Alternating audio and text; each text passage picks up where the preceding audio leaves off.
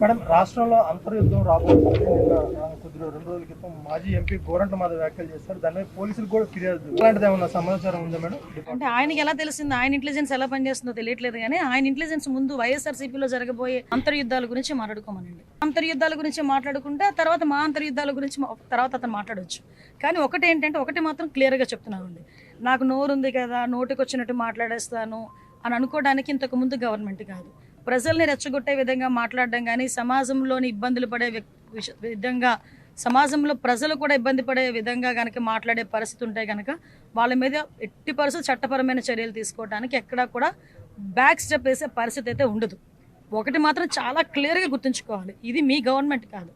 నోటికి వచ్చినట్టు బూతులు మాట్లాడతాము, నోటికి వచ్చినట్టు ఏది మాట్లాడినా చెల్లుబాటు అయిపోతుంది, మమ్మల్ని ఎవడు ఏమి చేయలేడు అనుకునే గవర్నమెంట్ కాదు. ఇది ఎన్డీఏ గవర్నమెంట్. ఎన్డీఏ గవర్నమెంట్లో తప్పు చేసిన వాడు ఎవడైనా కూడా శిక్ష ఒకలాగే ఉంటుంది.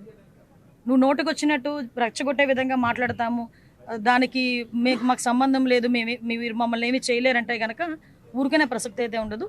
లీగల్గా అడ్వైస్ తీసుకుంటాము, డెఫినెట్గా చట్టపరమైన చర్యలు అయితే తీసుకుంటాం.